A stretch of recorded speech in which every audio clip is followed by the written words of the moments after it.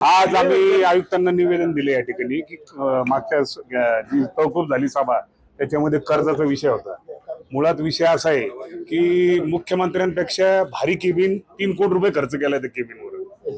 असा फालतू खर्च करायचा आणि कर्ज काढायचं, कर्ज काढून लग्न करायचं अशातला प्रकार आयुक्तांचा चालू आहे, सगळ्या सत्ताधाऱ्यांचा चालू आहे। आमचं म्हणणं आहे की कर्ज आणि गव्हर्नमेंटनी केंद्र सरकारने सांगितलेलं की 3 पद्धती अवलंबा, बीओटी किंवा बॉन्ड म्हणजे शेअर त्याचे उपलब्ध करून द्या किंवा वेगवेगळे 3 प्रकार दिलेले आहेत। मग त्यांनी हा मार्गच का सुचवला कर्जाचा की त्याच्यामध्ये पैसे खायचे।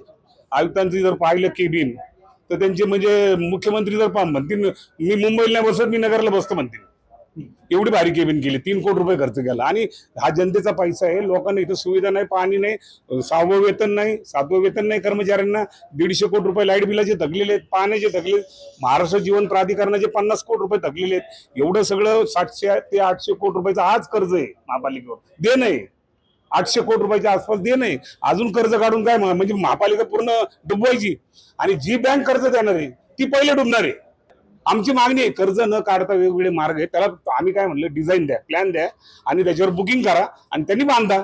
आम्ही आमच्या पद्धतीने आंदोलन करणार, वेगवेगळे आंदोलन नाही, कोर्टात जाणार यांच्या विरोधात कोर्टातच जाणार आहे, कोर्टात जावं लागणार आहे, कारण आंदोलन यांना कॉमन झालेलं आहे। हे पाहिलं आता यांनी कसं की तोंड लापून पळालेले आहेत। आम्हाला शिवसेनेचे कार्यकर्ते पाहिलं रे पळून गेलेले आहेत। शिवसेनेच्या वतीने या ठिकाणी जी अजेंडा महानगरपालिकेने काढला आणि त्यांची नामुष्की झाली। खरं तर 23 वर्षाच्या महानगरपालिकेच्या कार्यकालात कधी अशी वाईट परिस्थिती नाही आली की महापौरांनी अजेंडा काढला आणि सभागृहात कोणीच उपस्थित नव्हतं। याचाच अर्थ काय निघतो, याचे नगरकारांमध्ये वेगवेगळे विषय आपण पाहिला असेल, कोणतं गौड बंगाल आणि किती याच्यामध्ये मलिदा या ठिकाणी या विषयपत्रिकेवर येऊन पडलेला आहे। आणि खऱ्या अर्थानं त्याच्यामुळं वाटणी योग्य नाही झाली का अशी चर्चा या नगर शहरामध्ये आहे। त्याचबरोबर गरज नसतानाचे विषय म्हणजे डेव्हलपमेंटच्या नावाखाली नगरकरांना एक वेगळं चित्र उभं करायचं आणि कर्ज उभं करून पहिलेच पाय एक खोलात आहे, आता दुसरं पाय खोलात घालायचं। महानगरपालिकेला देणं किती आहे याचा जर का विचार केला तर नुसतं लाईट बिल आपल्याला 250 कोटी रुपये देणं आहे, चालू 20 कोटी रुपये लाईट बिल देणं आहे आणि जीवन प्राधिकरणचे पैसे देणं आहे, त्याचबरोबर 6वं वेतन 7वं वेतन आयोगाचे पैसे देणं आहे। एवढ्या लोकांची बोंब असताना पेन्शनचे पैसे देणं आहे, एवढ्या लोकांची रोज इथे येऊन बसतात।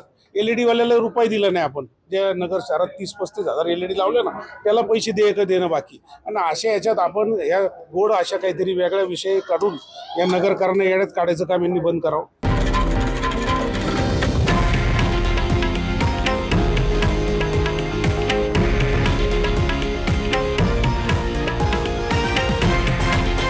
हे आहे देशातील नंबर 1 न्यूज नेटवर्क आणि आपण पाहत आहात TV9 मराठी, एकमेव।